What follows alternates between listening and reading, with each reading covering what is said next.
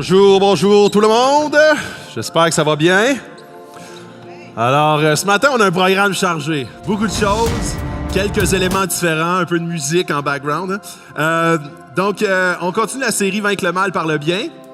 Avant d'aller, on va voir les musiciens, on va avoir un témoignage même ce matin qui va en lien avec le sujet que je veux vous présenter. Mais avant de rentrer dans le discours d'aujourd'hui, je veux passer une annonce particulière. C'est une annonce, dans le fond, pour la semaine prochaine. Et attendez, là, elle arrive bientôt.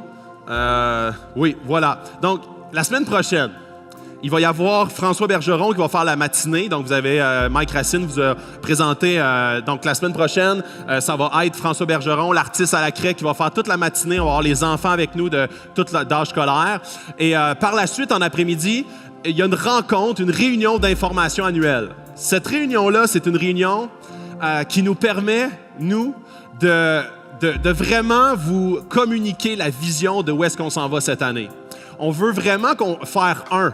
On veut pas être une église avec des gens qui assistent à des gens qui prennent des décisions, puis on s'en va là, puis on s'en va là. On veut consulter les gens, on veut discuter avec les gens, on veut que les gens posent des questions, on veut que les gens donnent leurs idées, leur input.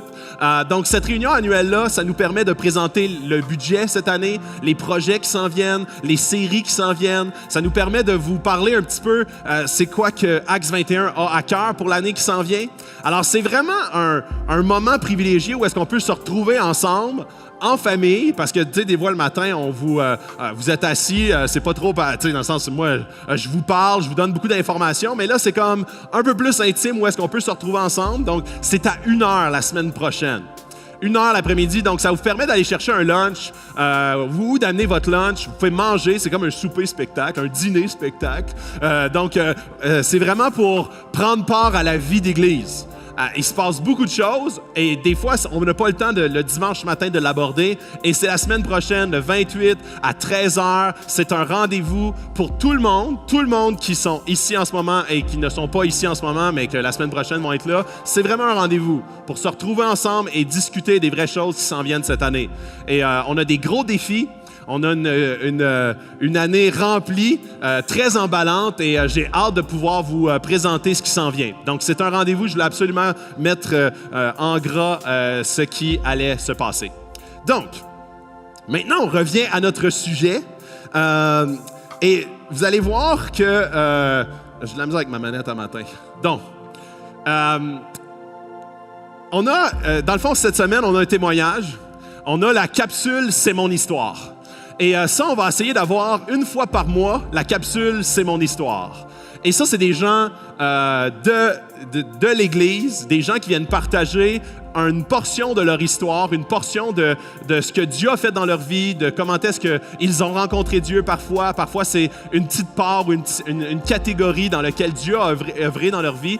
Et ça va être la capsule « C'est mon histoire » qu'on va avoir à peu près environ une fois par mois. Et on commence cette semaine parce qu'aujourd'hui, le titre du discours, c'est « L'art d'être parent ».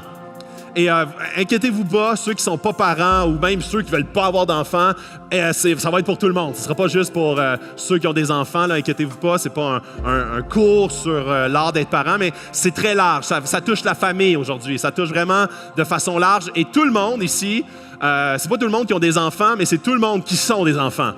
Vous avez tous des parents, à moins de quelque chose que je ne suis pas au courant. Mais ici, tout le monde a des parents et c'est dans cette optique-là qu'on va avancer aujourd'hui dans le titre du discours. Et aujourd'hui, je veux qu'on puisse, ensemble, je veux vous présenter la personne qui va venir faire son témoignage.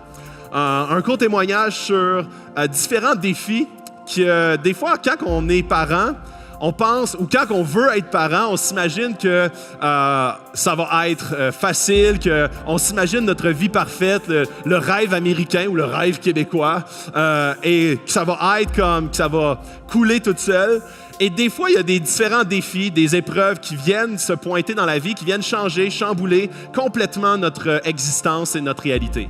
Et ce matin, c'est ce qu'on va écouter. C'est une personne de l'Église qui vient à Acts 21 et je vous demanderai de l'accueillir chaleureusement. Son nom, c'est Manon. Oh oui, donc viens-t'en, Manon.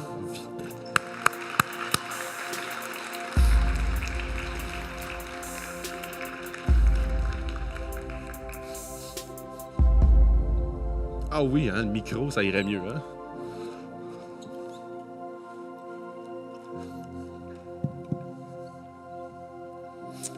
Bonjour Acts 21. Merci pour la présentation, Philippe. Tel que mentionné, mon nom est Manon. Ça fait environ 2 ans que j'ai le plaisir de fréquenter Acts 21 avec vous. On m'a effectivement demandé de partager ce matin avec vous mon expérience en tant que parent, mais avant tout, je voulais juste vous donner un petit arrière-plan de ma vie. J'ai accepté le Seigneur à l'âge de 15 ans, donc je ne vous dirai pas combien d'années ça fait. Et puis, à l'âge de 21 ans, j'ai décidé d'aller à un collège biblique dans l'Ouest canadien, à Regina, Saskatchewan, pour approfondir ma relation avec le Seigneur puis me plonger dans sa parole.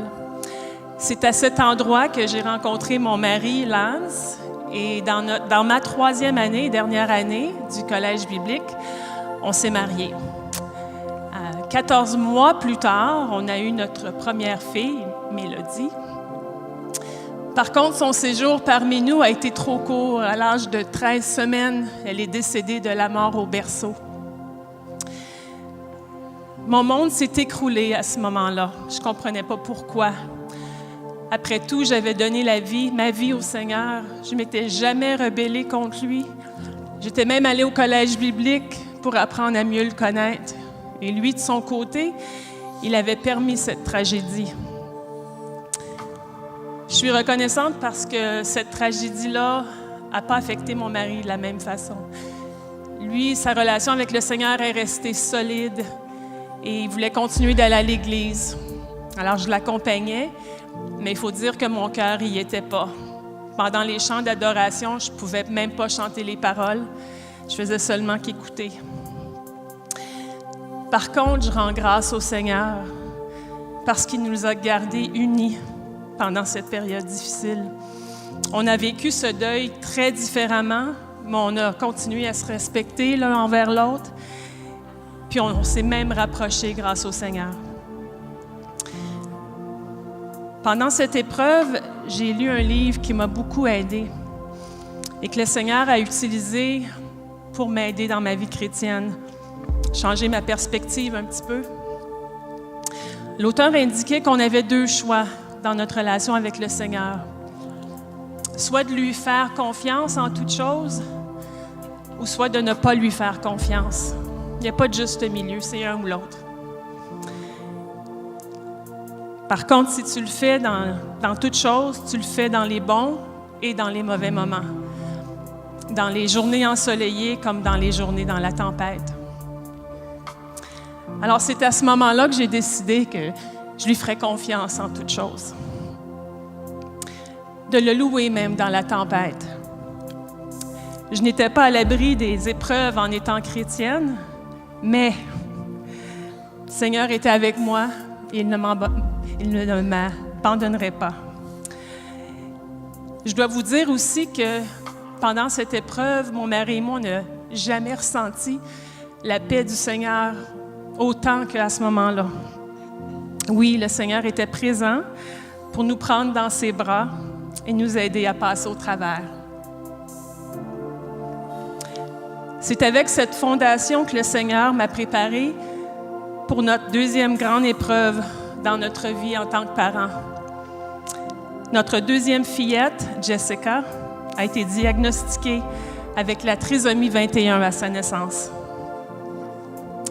Les symptômes d'un enfant trisomique sont un retard intellectuel, un faible tonus musculaire et un retard de langage, qui est particulièrement dû à la morphologie de leur visage, de la bouche et de la langue et de la dentition.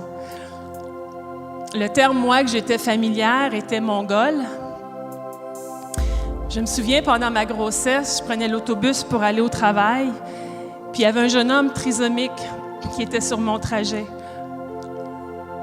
Ça me faisait beaucoup de peine quand il parlait à différents gens dans l'autobus. Tout le monde se tournait le dos. Personne ne voulait lui parler. Il était difficile à comprendre, alors pourquoi prendre le temps? Mais je me souviens, moi, je ne pouvais pas l'ignorer. Je l'écoutais. Mais je me suis même posé la question, d'un coup que j'ai un enfant comme ça, Mais je me suis dit, non, c'est seulement la peur d'une maman, une future maman, que tout allait être correct. Encore là, pas nos plans, mais celui du Seigneur. Nous avons été sous le choc pendant un certain temps, mais nous avons tombé en amour avec cette petite fille. Le Seigneur a mis des gens sur notre chemin pour nous soutenir et alléger cette peine qui s'est éventuellement tournée en joie et reconnaissance. Aujourd'hui, ma perspective a totalement changé. La question n'est pas « Pourquoi, Seigneur, m'as-tu donné un enfant comme ça? » mais plutôt « Pourquoi, dans ta bonté infinie, m'as-tu béni avec un si beau cadeau? » En effet, nous ne pouvons pas imaginer nos vies sans Jessica. Elle nous a enseigné beaucoup par sa façon de voir les choses. Elle est toujours positive, toujours de bonne humeur, un vrai rayon de soleil. Elle-même remercie le Seigneur constamment de lui avoir donné la trisomie 21. Le Seigneur nous a aussi bénis avec un 3e enfant, 2 ans plus tard, un beau petit garçon, Joshua, un bébé actif et en santé. Donc, pour récapituler, 91, un mariage.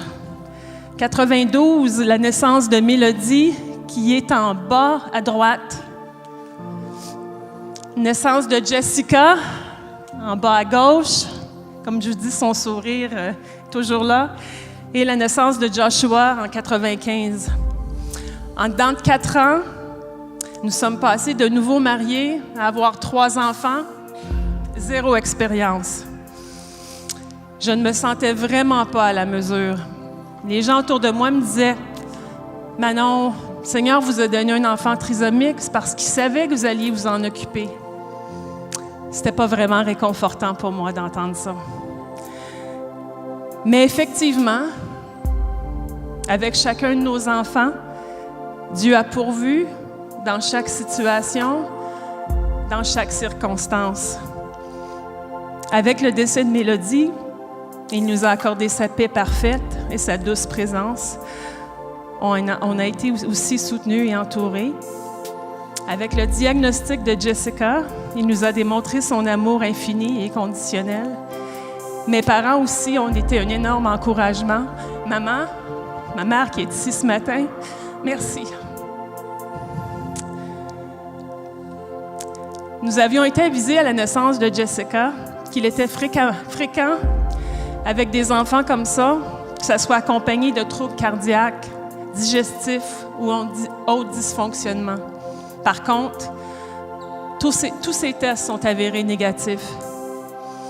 Avec la naissance de mon fils, mon mari et moi étions en charge d'un ministère, un camp d'été chrétien, et Dieu nous a montré sa fidélité et sa puissance.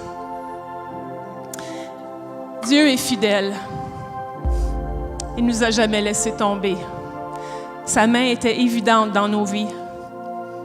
Je me souviens d'un autre exemple, Jessica, elle avait tellement de rendez-vous avec les thérapeutes, ergothérapie, orthophonie. Puis on y allait chaque semaine avec des exercices, puis il me donnait des devoirs de faire des exercices avec elle chaque semaine. Puis j'étais pas toujours fidèle. Je me souviens une semaine, j'allais à mon rendez-vous, puis j'étais craintive des commentaires que j'allais recevoir parce que j'avais pas fait les exercices. La thérapeute, après avoir travaillé avec Jessica, « Manon, qu'est-ce que tu as fait cette semaine? »« Oh, je sais pas. Je reviens pas les progrès que ta fille a fait. » Le Seigneur, dans nos lacunes, Dieu agit. Aujourd'hui, Jessica a 22 ans et Joshua en a 20. Il a quitté le foyer en automne dernier. Et ça n'a pas été facile de le voir partir. Ça m'a rappelé que les enfants sont un prêt du Seigneur. On a tendance à l'oublier. Pour certains enfants, nous les avons pour une courte période, comme Mélodie. Pour d'autres, à plus long terme, comme Jessica. Dans certains cas, c'est de base adoptive ou foyer d'accueil. Mon mari et moi, pendant les dernières années, on a eu le plaisir d'accueillir des enfants, des étudiants internationaux, dont 2 du Mexique et 1 du Brésil. Le premier est resté pour 6 mois, le deuxième pour 1 an et le deuxième pour 3 ans, pardon. Quelle joie d'avoir des étudiants d'ailleurs, de leur démontrer l'amour de Dieu et de partager la sagesse acquise au travers les années avec nos propres enfants et les appliquer avec eux. Être parent n'est pas facile, mais c'est une des plus grandes bénédictions du Seigneur. Dans le psaume 127, 3, on lit « Des fils, voilà bien l'héritage que donne l'Éternel. Oui, des enfants sont une récompense. » J'ai appris qu'on doit s'appuyer continuellement sur Dieu pour sa sagesse dans chaque situation, car c'est lui qui agit en toutes choses et qui dirige. C'est un apprentissage constant. Je veux encourager tous ceux d'entre vous qui sont parents à persévérer, parce qu'il va y avoir des moments de frustration, des moments d'impatience. Mais vous n'êtes pas seul. Un de mes versets favoris est Philippiens 4,13. Je puis tout par celui qui me fortifie. Cette semaine, d'ailleurs, a été éprouvante pour moi. Plusieurs flèches sont venues m'attaquer dans mes relations avec à la maison, plus particulièrement avec ma fille. Une de ces flèches a touché, ça l'a amené un conflit. Ça s'est escaladé au moment où j'ai dit « OK, on prend une pause, Jessica, va dans ta chambre, je vais rester dans la mienne. Passons du temps dans la prière. » C'est ce qu'on a fait, puis quelques minutes plus tard, je suis allée la voir dans sa chambre. Quelle bénédiction de l'entendre dire « Maman, tu seras toujours ma meilleure amie. » Ça, c'est un cadeau de Dieu. Mon mari et moi, on remercie le Seigneur pour ses 3 enfants et pour sa grâce dans nos vies. Bon dimanche, Acts 21.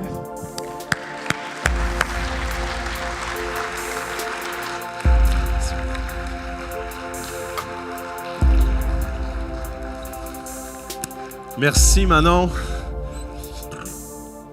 Quel message. C'est tough d'embarquer après ça. Merci, c'était très touchant.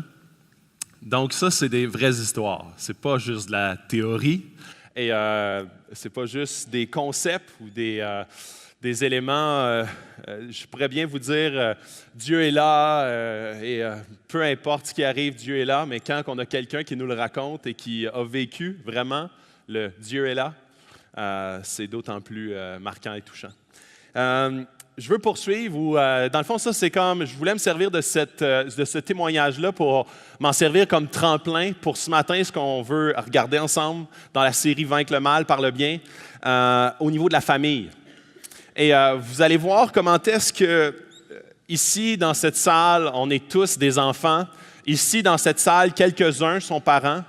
Et j'ai décidé de prendre un texte dans lequel on va tous être interpellés d'une manière ou d'une autre. Et vous allez voir comment est-ce que le passage, je vais regarder 4 versets ce matin, tout simplement. C'est 4 versets qu'on voit là. Et vous allez voir comment est-ce que moi, en tout cas, cette semaine, ça a été une semaine où est-ce que Dieu est venu me visiter personnellement par rapport à certains points là-dedans. Et j'espère que Dieu va faire la même chose envers chacun d'entre nous ce matin, et qu'il va venir nous visiter dans différentes sphères. Parce que là, je vais emmener différents points de vue. Et ici, on a tous des backgrounds. On est tous des enfants. On a tous eu des parents qui, selon notre opinion, ont bien fait ou ont mal fait certaines choses, ont bien fait certaines choses. Ça nous a créé parfois des blessures. Parfois, ça nous a créé des patterns dans nos vies qu'on revoit se reproduire, soit avec nos enfants ou même envers nos parents. Et c'est un petit peu ça que je vais aborder ce matin à la lumière de la Bible. Et voilà quelques semaines, Marc, la semaine passée, a parlé du mariage. Et moi, ce que j'aime énormément, c'est quand on prend la Bible et très souvent, quand on l'étudie, puis ça, j'ai dit la même phrase il y a 2 semaines. Quand on l'étudie en superficie, on dit c'est dépassé, et quand on l'étudie en profondeur, on dit wow que c'est actuel. Et c'est exactement le même principe que ce matin, je veux qu'on puisse voir ensemble. Comment est-ce que la Bible est complètement actuelle? complètement pour aujourd'hui, pour 2016, pour chacune des personnes qui habitent à Sherbrooke, à Magog ou partout au Québec. La Bible est complètement actuelle pour nous conduire à un bonheur évident.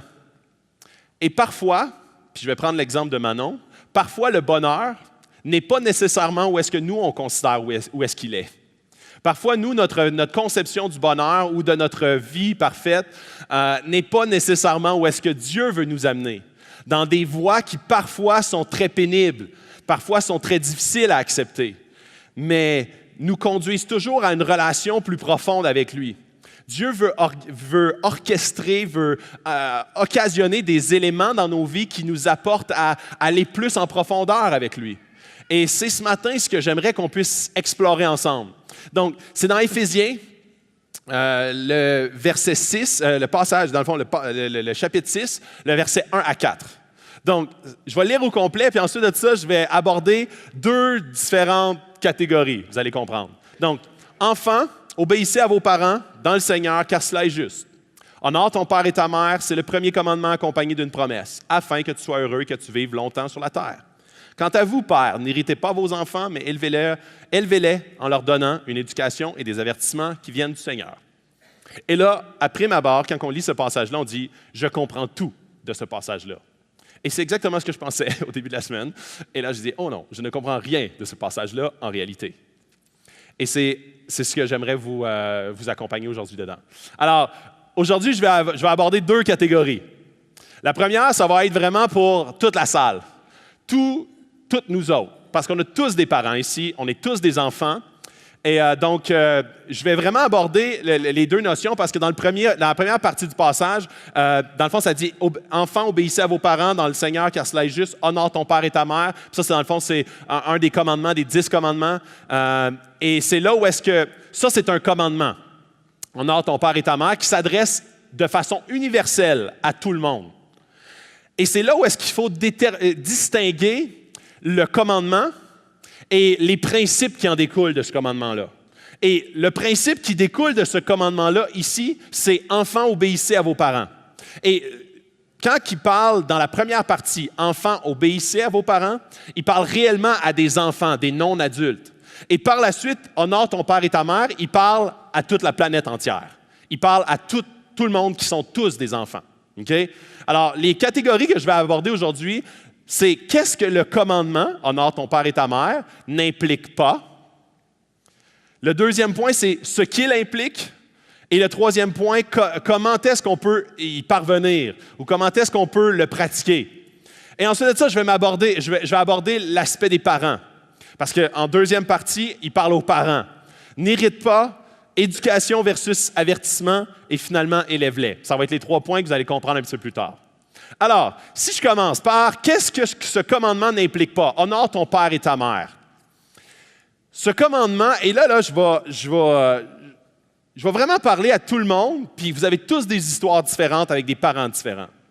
Il y a des gens ici qui ont eu des très mauvais parents. Il y a des gens ici qui ont eu des parents qui étaient même à la limite extrême méchants.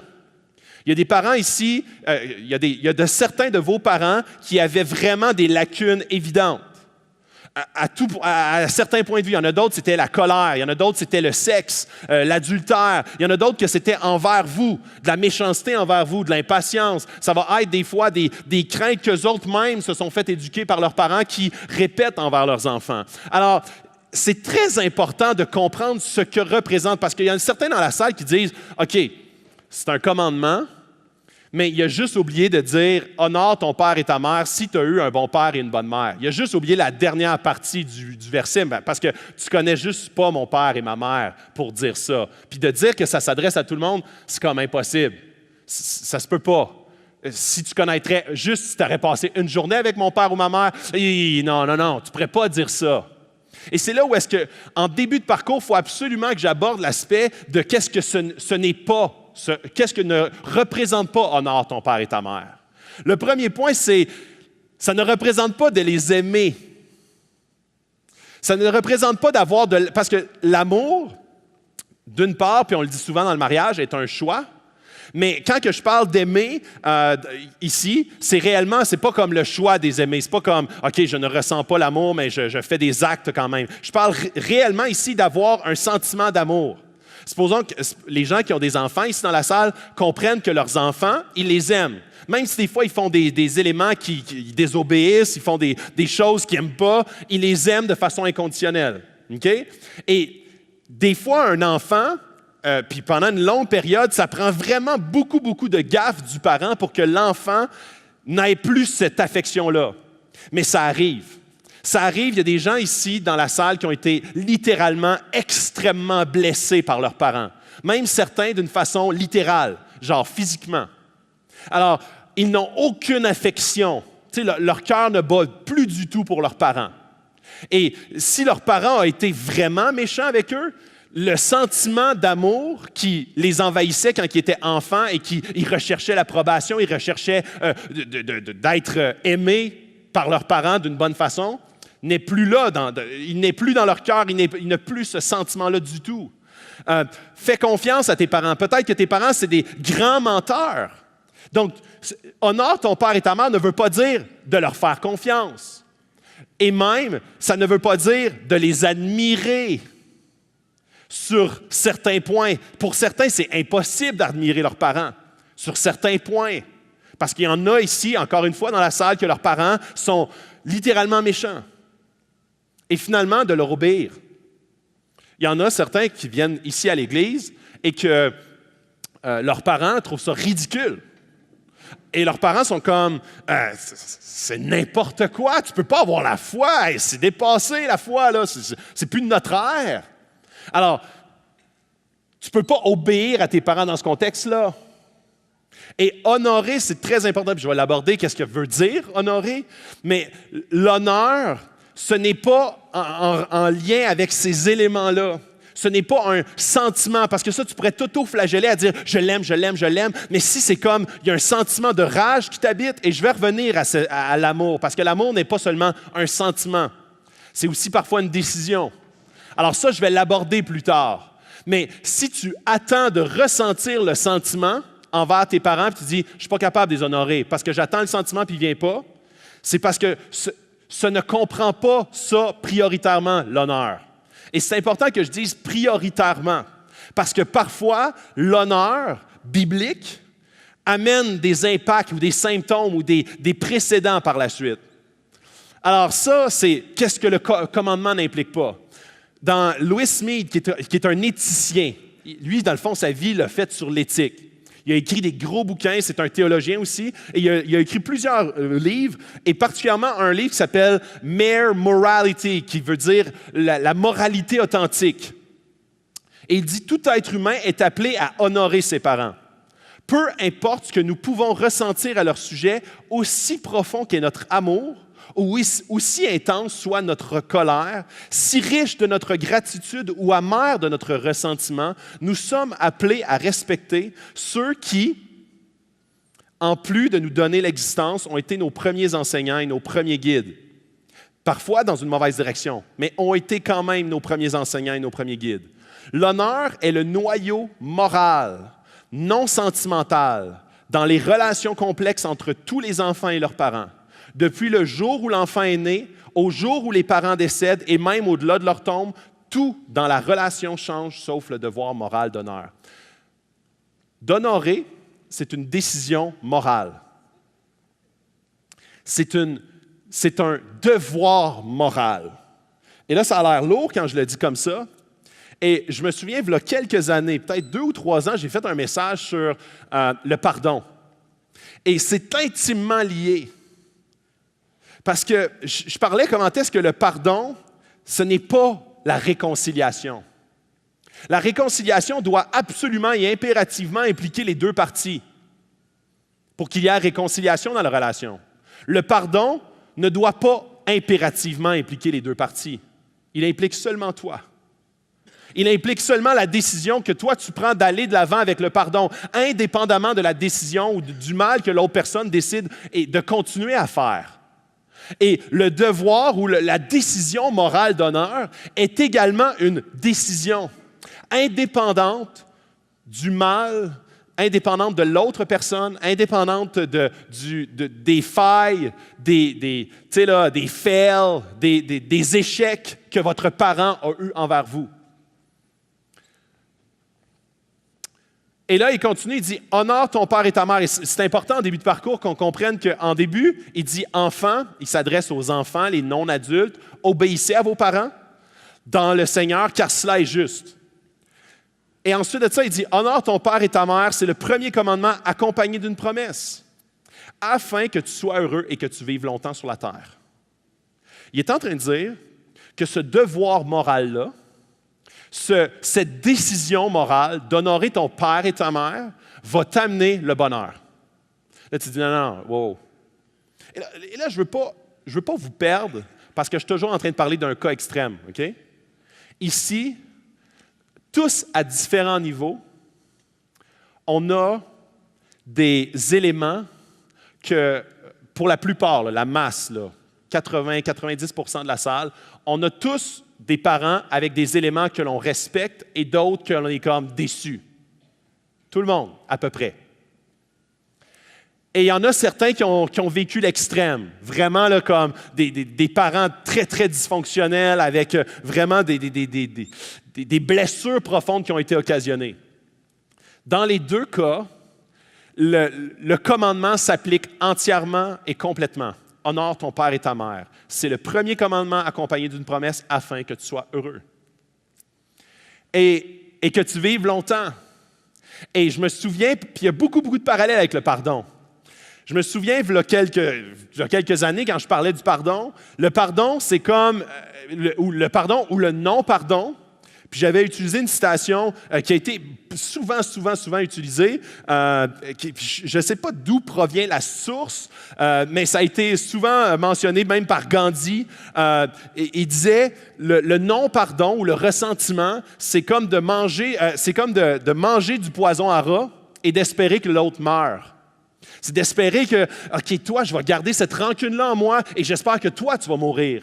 Et parfois, avec nos parents, on va utiliser des stratégies pour ne pas qu'ils aient encore le dessus comme ils l'ont eu anciennement et que ça a eu des répercussions. Donc, en mécanisme de défense, on va se retirer d'une manière volontaire et on va dire, plus jamais, je te donnerai plus jamais le contrôle que tu avais. Donc, je ne te donnerai plus l'amour, l'obéissance, et ça c'est légitime, non plus l'honneur, non plus le respect, non plus la courtoisie, non plus l'attention, parce que tu mérites une conséquence.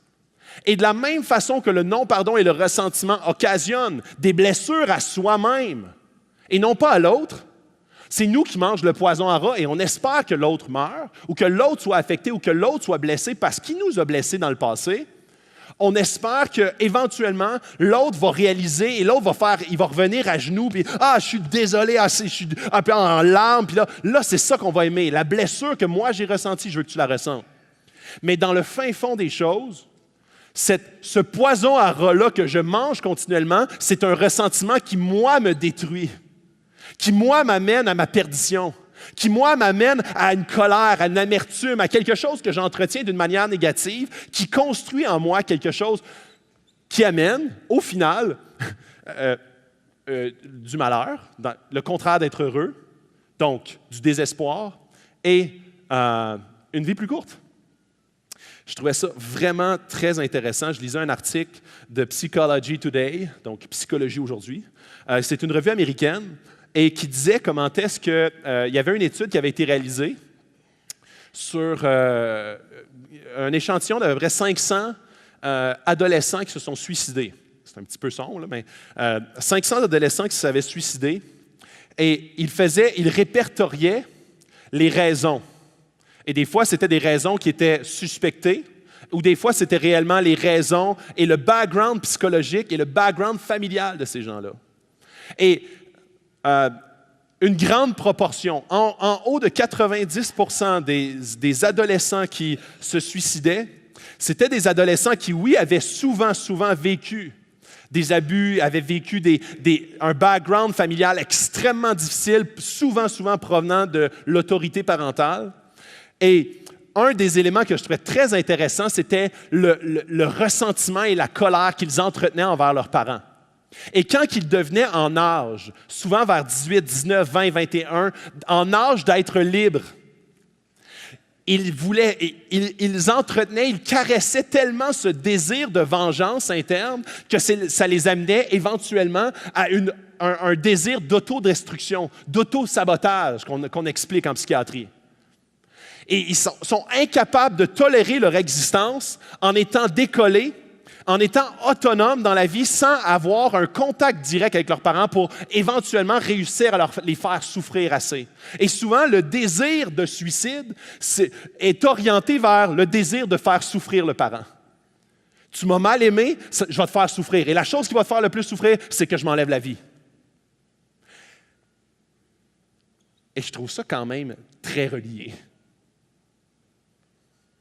Et là, la plupart, les 80% de la salle vont faire « Oh, mais là, OK, tu parles d'un extrême, là, mais moi, là, je veux dire, j'ai eu des parents relativement normaux, je veux dire, OK, quelques lacunes, mais la plupart des choses sont positives. » Et c'est là où est-ce que très souvent, on va avoir des mécanismes beaucoup plus tempérés, mais c'est très facile de tomber dans le déshonneur et de ne pas complètement accomplir le choix moral de l'honneur. Je vais vous donner des exemples un peu plus tard. Alors, ce qu'il implique, qu'est-ce que c'est honorer? Honorer, c'est respecter ce qu'ils ont donné et pardonner ce qu'ils n'ont pas donné. En gros, l'honneur, c'est ça. C'est d'être capable de respecter ce qu'ils ont donné et de pardonner, de complètement pardonner ce qu'ils n'ont pas donné. Et là, c'est là où est-ce que différentes personnes dans la salle vont avoir différents ressentiments et mécanismes de défense, tout dépendant de ce qu'ils ont reçu ou pas reçu, tout dépendant de comment est-ce que le respect de ce que leurs parents ont donné, peut-être qu'ils n'ont pas donné grand-chose, et pardonner ce qu'ils m'ont pas donné ou ce qu'ils m'ont donné et qu'ils n'auraient pas dû. Le premier, c'est couper tout contact. Ça, c'est souvent la façon dont les gens vont opérer pour dire « il y a beaucoup d'éléments de blessures qui m'ont été donnés par mes parents. » Et couper tout contact, ça ne veut pas dire je déménage, je ne donne pas de numéro de téléphone, pas de courriel, ils ne savent pas où est-ce que j'habite. Couper tout contact, ça veut dire une fois par année, tu les vois et c'est à Noël. Et c'est un gros effort.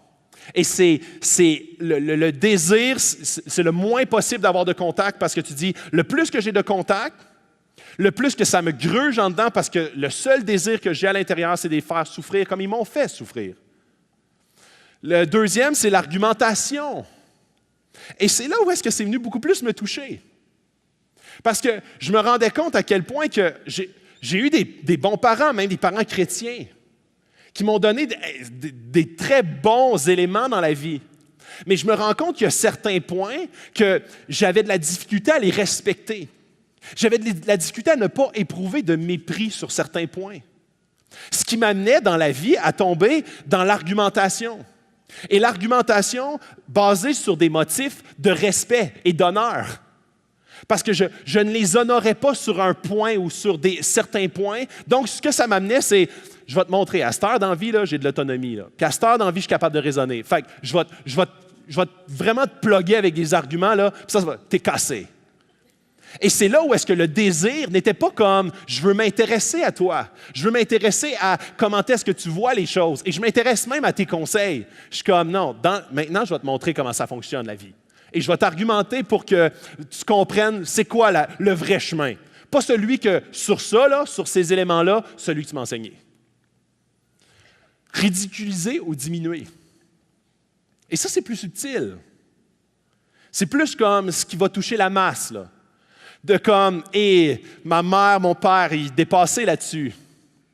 Ah, ma mère, mon père ne comprend pas vite là-dessus. Ça, c'est de diminuer, c'est de ridiculiser, et c'est encore basé très souvent sur un motif qui est le déshonneur. Qu'est-ce que c'est l'honneur? C'est de respecter et de pardonner. Deux points qui, souvent, c'est soit un ou l'autre qui fait défaut. Des fois, je suis comme, je respecte tel point. Mais demande-moi pas de pardonner parce que ça m'a coûté cher. Ça m'a créé des blessures. Ça m'a créé des choses qui ont provoqué du ressentiment dans ma vie. Et finalement, une dépendance complète. Certains autres vont avoir comme mécanisme de défense une dépendance complète. Ils vont habiter chez leurs parents très, très, très longtemps parce qu'ils sont incapables de se décoller. Un peu comme tantôt quand je vous parlais de l'étude de Psychology Today, qui parle comment est-ce que quand les enfants sont rendus à un âge d'être libres, ils sont comme « Ah, mais en même temps, j'étais en âge de commencer à tenir tête à mon parent. » Et ça venait un peu compenser les années où est-ce que j'ai été oppressé et que j'ai vécu des blessures. Donc, la dépendance complète peut avoir différents motifs et je vais vous expliquer tantôt, des fois, il y a un rôle du parent là-dedans aussi. Et c'est là où est-ce que la première notion, c'est pourquoi est-ce que dans la vie, je vais commettre des actions et pour quels, surtout, motifs je vais les commettre. Et souvent, ça m'amène à réfléchir sur qu'est-ce qui, en moi, dans mon passé, dans ma culture, dans mon éducation, a produit des blessures.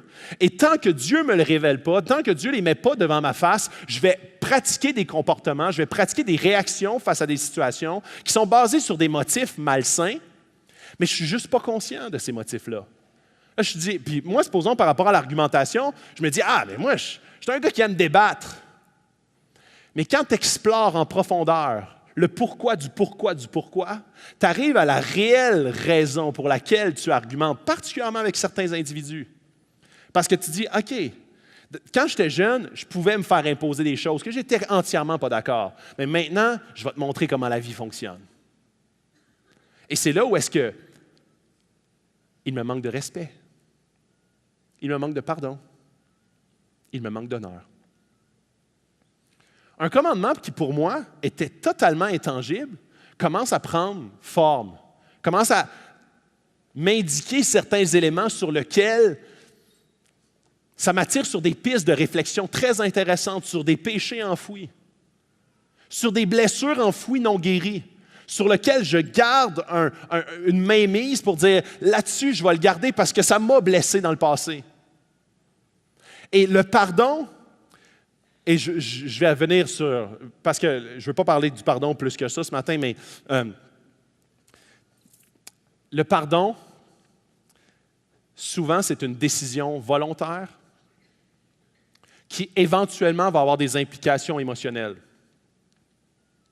C'est très rarement une implication émotionnelle qui éventuellement va avoir une implication sur tes actions. Et ce processus-là, ce cycle-là, que très souvent on comprend mal ou qu'on comprend de la mauvaise façon, on dit « j'ai encore trop de blessures, trop de colère, je vais attendre, ça s'estompe ». Et très souvent, on va avoir des mêmes dans notre vie, on va être influencé, on va avoir des réactions dans la vie basées sur ces blessures-là ou influencées par ces blessures-là du passé. Et tout ce que ça nous ramène, c'est de la colère encore plus vivante envers notre passé. Tu vois comment est-ce que mon enfance était bousillée? À cette heure, je me frustre après mes enfants. À cette heure, j'ai de la colère. Puis ça, c'est à cause de mon passé. Fait que, mon maudit parent. Et tant qu'on attend le sentiment pour passer à l'action, à la décision de l'honneur, du respect et du pardon, tout ce que ça fait, c'est que ça occasionne un ressentiment plus grand et souvent plus camouflé. Plus habile socialement, mais pas plus évident dans le fond de la chose. Pourquoi et comment y parvenir? Et ça, il met l'emphase sur cela est juste. Et ça, on vient directement parler de la moralité. C'est quoi qui est juste? C'est quoi le bien et le mal? C'est quoi qui, dans notre société, est bien et c'est quoi dans notre société qui est mal? Si ton père ou ta mère a fait des choses assez reprochables selon le collectif de la société, tu as le droit de l'haïr. Ça, c'est ce que la société va enseigner par rapport à cela. Par rapport à « c'est correct, c'est juste. Il n'a vraiment pas été correct là, avec toi. Là. C'est allé loin. » Et c'est là où est-ce que la société va nous donner une image faussée de ce qui est juste ou de ce qui est mal. Et cela, ce que ça nous apporte, c'est un ressentiment. Comme je viens de l'expliquer depuis 15 dernières minutes, c'est un ressentiment souvent de plus en plus présent, mais de plus en plus camouflé. Tu as l'impression de prendre ton air d'aller dans la vie, mais tu fais juste mieux camoufler les blessures du passé.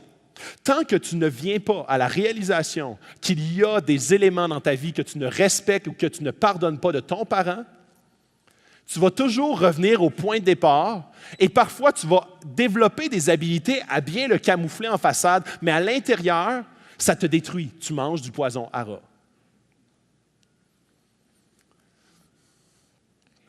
Et là, j'arrive directement aux parents. J'arrive aux parents parce que si vous pensez que parce que vous êtes chrétien, vous êtes immunisé contre les gaffes envers vos enfants, des fois, puis j'ai beaucoup apprécié le témoignage de Manon, des fois, on commence la vie et on a l'impression que quand je vais avoir une femme, quand je vais avoir des enfants, ça va se passer comme ça, je vais habiter dans telle région, je vais avoir telle maison, je vais avoir un chien, je vais avoir 3 enfants. Et là, la vie commence et là, il y a toutes sortes d'éléments qui viennent défaire ton plan parfait. Et là, tu dis, pourquoi Dieu, tu permets tout ça? Et là, des fois, tu vas même réagir avec tes enfants à la lumière de ton passé, à la lumière de comment est-ce que tu as toi-même été élevé. Et là, tu dis, OK, je me suis fait élever de même, je vais élever de même.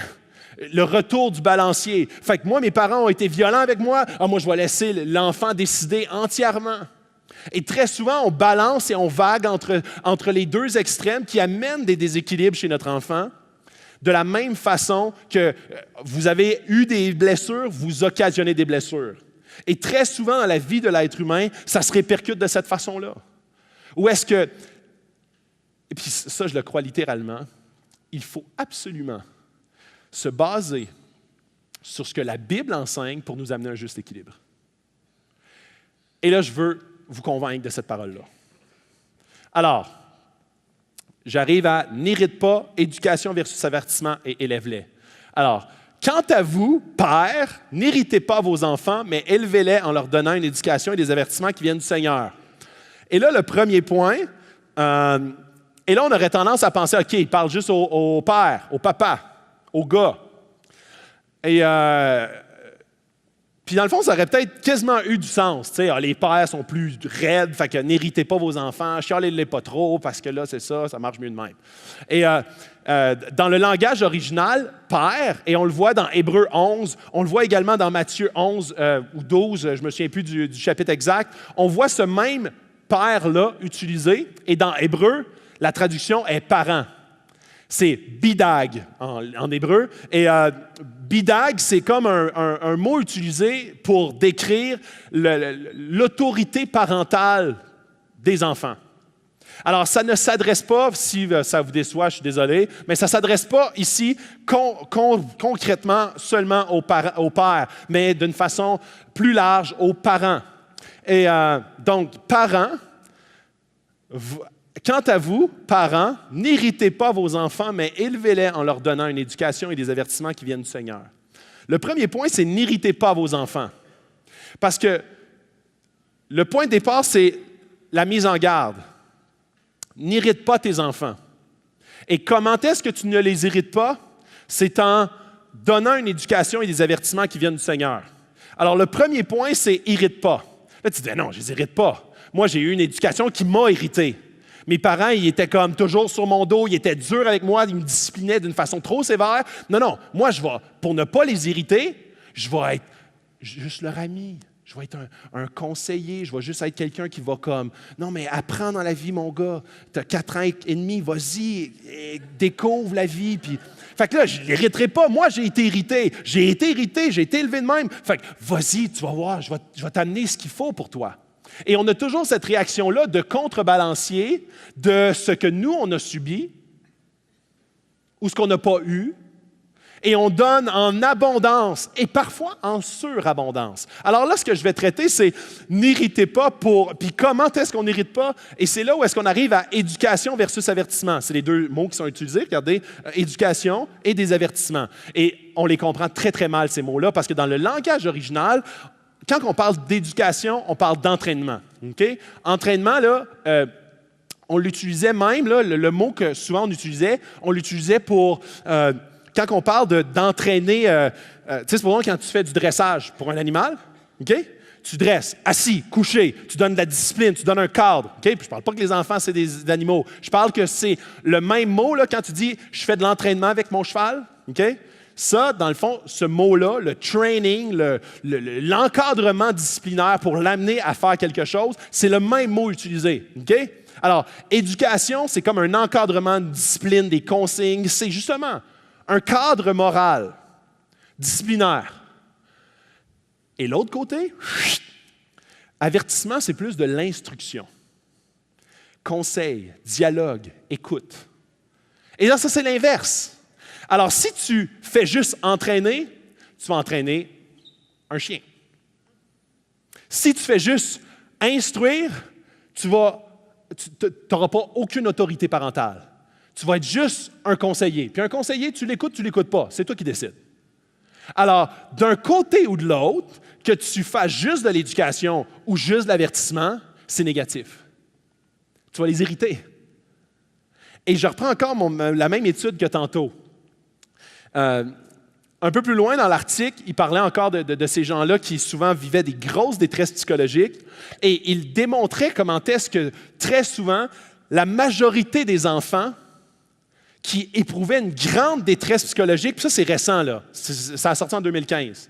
Ça veut dire que c'est des enfants qui sont nés genre 2000, 98, 97, OK? C'est des nouvelles générations que leurs parents, très souvent, usaient beaucoup plus de laxisme que de discipline, que de training, que d'entraînement. Alors, le psychologue, il disait, les enfants bénéficient beaucoup plus d'un encadrement moral très strict plutôt qu'un laisser-aller complet. Parce que sinon, c'est comme s'ils ne savent plus à quoi se rattacher. J'ai vu à un moment donné un témoignage d'un condamné à mort. Les dernières paroles qu'il avait à écrire sur une lettre. Et ça a passé, il n'y a pas longtemps, on a vu ça dans différents médias passer, c'était aux États-Unis. Et le condamné à mort écrivait une lettre à sa mère. Et il dit à sa mère, il l'accusait de ne jamais l'avoir puni, de ne jamais lui avoir dit que c'était pas correct de voler, que c'était pas correct de... Et là, il s'acharnait sur sa mère. Et là, je trouvais ça quand même... sans dire que je prends la défense, mais je trouvais ça quand même très évocateur de comment est-ce que des fois on a l'impression qu'on n'irritera pas nos enfants en ayant une espèce de « la vie est devant toi, mon homme » ou on n'irritera pas nos enfants parce que nous, on a connu ça, fait qu'on va aller de l'autre bord, on va mettre un cadre très serré. Ce qui est important, c'est la façade, mon ami. Ce qui est important, c'est tes actions. Et là, ça crée un ressentiment de dire « OK, mes parents, ils veulent juste que je sois une bonne personne, mais à l'intérieur, ils s'en tapent de mon cœur. » Et c'est là où est-ce que... Puis ça, j'ai lu un article ce matin qui faisait allusion à ce côté-ci, qu'on appelait d'être parent basé sur la peur.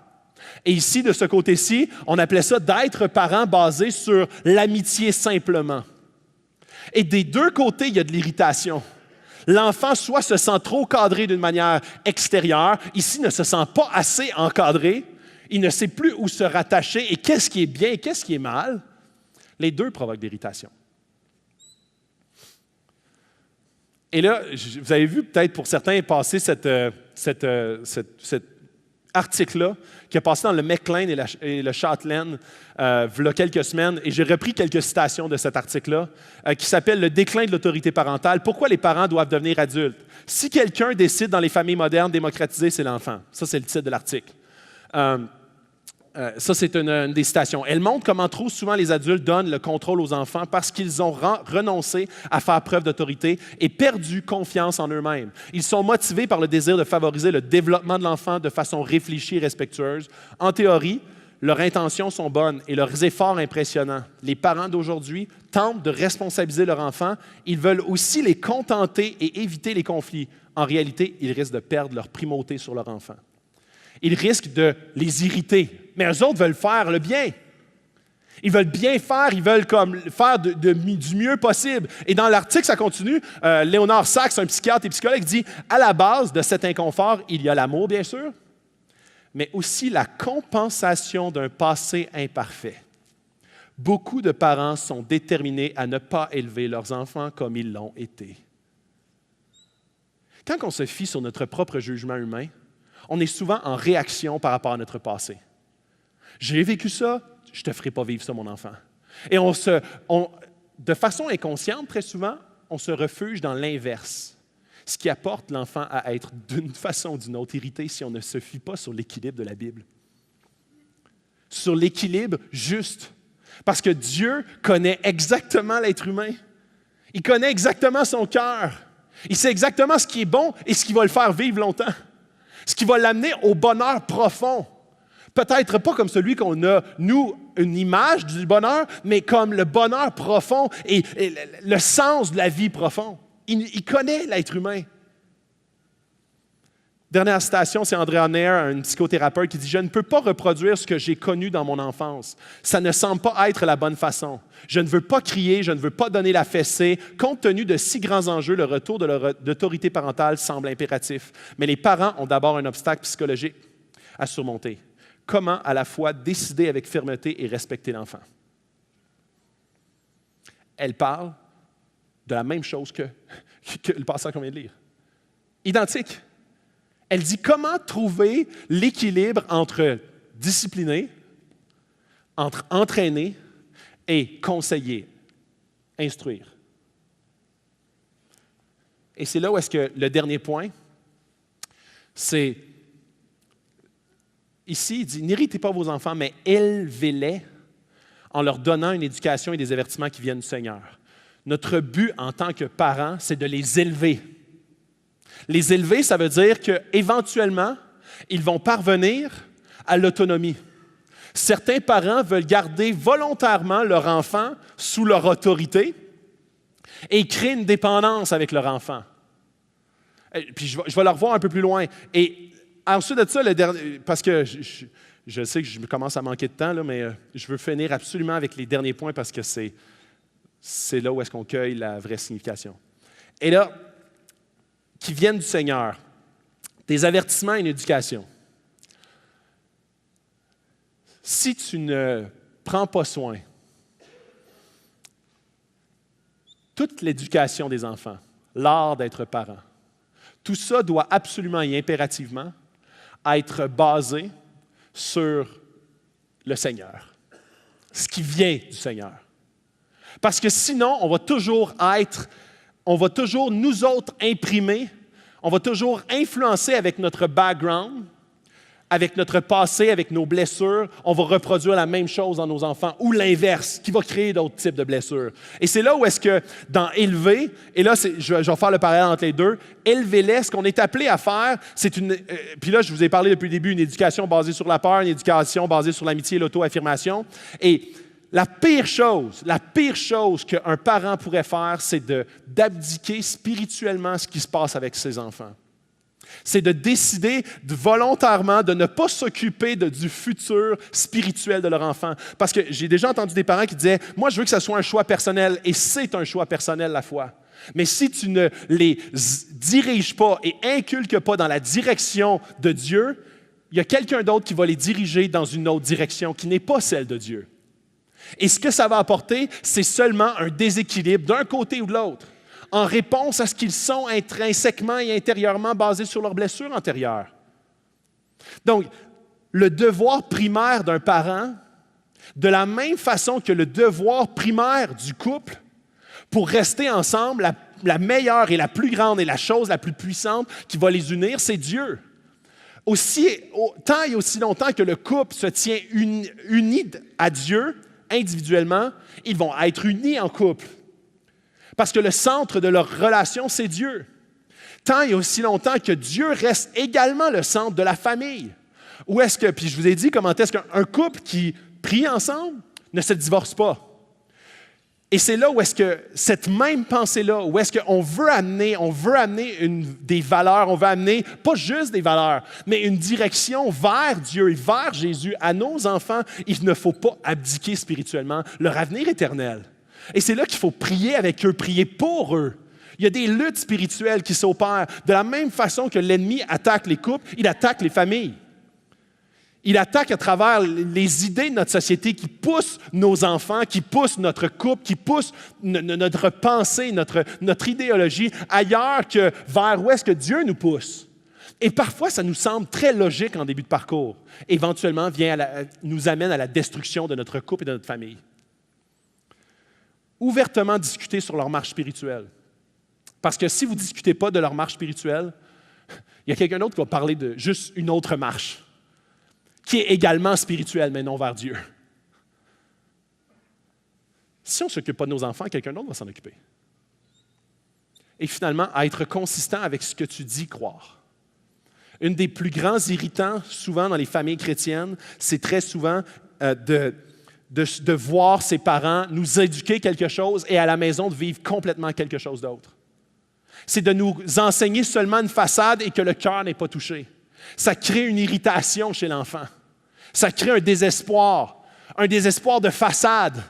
Mais la vie chrétienne, c'est juste de mettre une façade. C'est ça, OK, c'est l'habilité à mettre une façade efficace. Ça crée de l'irritation. Je vais inviter l'équipe de louange, je vais terminer là-dessus. Comment l'Évangile, maintenant, est la réponse? La réponse ultime à honorer nos parents ou à ne pas irriter nos enfants. Comment l'Évangile, OK? Pour ceux qui luttent avec la sous-discipline, ça veut dire qu'ils luttent avec ce côté-ci, là, que je parle depuis tantôt. Qui luttent avec, moi, je veux être juste un conseiller, un ami, je veux juste être quelqu'un qui va comme juste l'écouter, puis, OK, il donner des conseils, puis s'il ne les prend pas, c'est pas plus grave que ça. Souvent, c'est une idole d'approbation que tu as dans ta vie. Ce que tu veux, c'est d'être approuvé par ton enfant, d'être affectionné. Puis tu dis, si je le discipline trop, je vais le perdre. Si je le discipline trop, il ne m'aimera plus. Il ne sera plus d'accord avec moi. Il ne me suivra plus. Où est-ce que je veux l'amener? Et c'est vrai si tu le disciplines trop. Et c'est là où est-ce que la surdiscipline, ceux qui sont comme, OK, je vais faire de mon enfant, il va être dressé de même.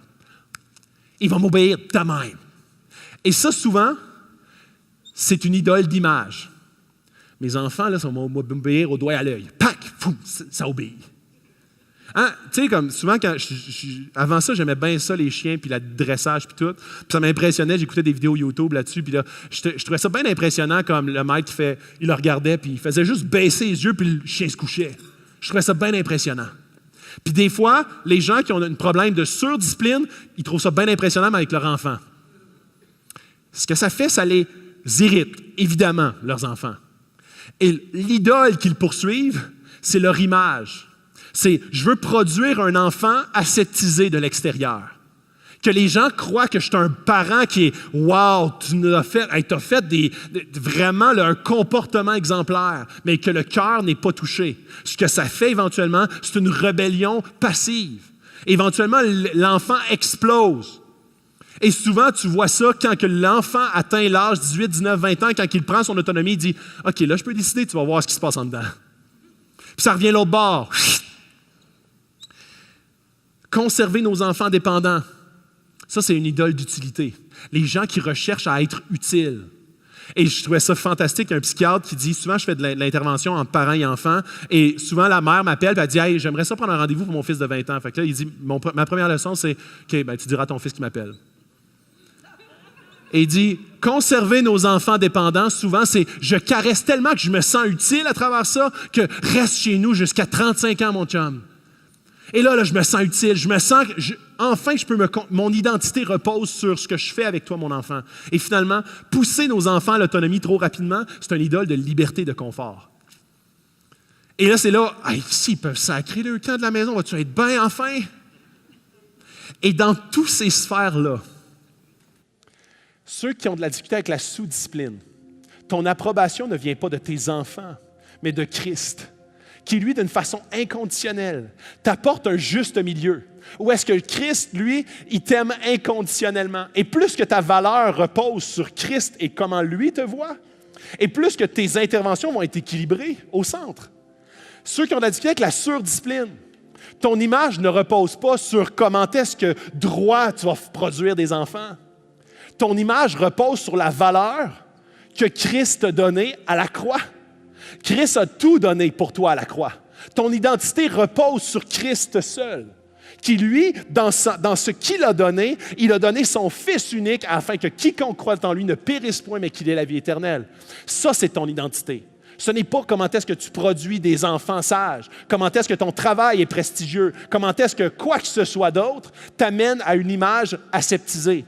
Ceux qui c'est une utilité qu'ils recherchent.